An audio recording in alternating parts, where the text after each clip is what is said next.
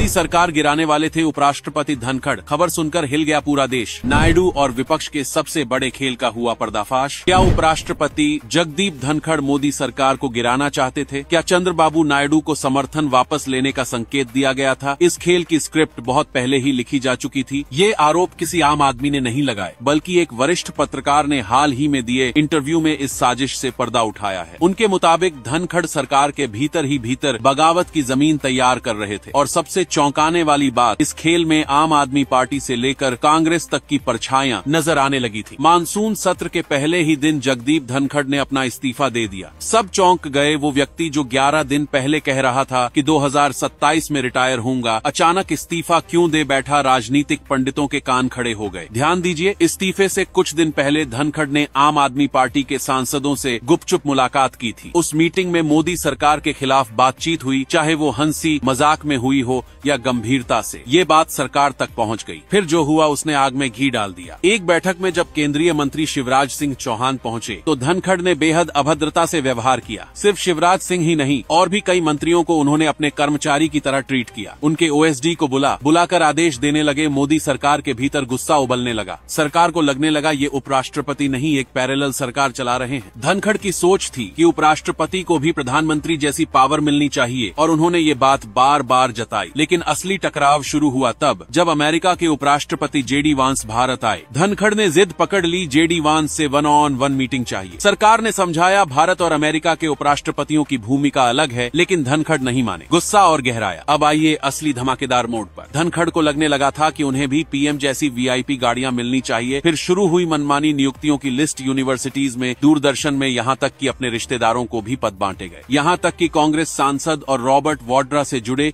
उनके दामाद का नाम सामने आया। ये सब संकेत दे रहे थे कि धनखड़ अब पूरी तरह सरकार के खिलाफ मोर्चा खोल चुके हैं। अब आते हैं सबसे विस्फोटक दावे पर। धनखड़ कुछ विपक्षी नेताओं से कह चुके थे, चंद्रबाबू नायडू को कहिए समर्थन वापस ले लें, सरकार गिर जाएगी। जी हाँ, नायडू के जरिए एनडीए को तोड़ने की प्लानिंग चल रही थी। इतना ही नहीं, किसान आंदोलन से जुड़े नेताओं से भी धनखड़ संपर्क में थे। अंदर खाने एक बड़े विद्रोह की स्क्रिप्ट लिखी जा रही थी। और जब जजों के खिलाफ महाभियोग प्रस्ताव आया तब मामला फूटा। धनखड़ चाहते थे 2 जजों पर कार्रवाई, जबकि सरकार सिर्फ एक नाम पर विचार कर रही थी। लेकिन धनखड़ विपक्ष से पहले बात कर चुके थे। सरकार को जब पता चला कि विपक्ष के पास मीटिंग की जानकारी थी पर लीडर ऑफ हाउस को नहीं, बस वहीं से सरकार का भरोसा टूट गया। फिर क्या था, सरकार ने अल्टीमेटम दे दिया, या तो खुद हट जाइए या कार्रवाई के लिए तैयार रहिए। धनखड़ समझ चुके थे कुर्सी पर रहकर बेइज्जती झेलनी पड़ेगी, इसलिए राष्ट्रपति भवन पहुंचे। बिना अपॉइंटमेंट लिए करीब 40 मिनट इंतजार किया और फिर स्वास्थ्य कारणों का बहाना बनाकर इस्तीफा दे दिया। अब सवाल ये उठता है, क्या अगर सरकार को समय रहते भनक न लगती तो मोदी सरकार सच में गिर सकती थी?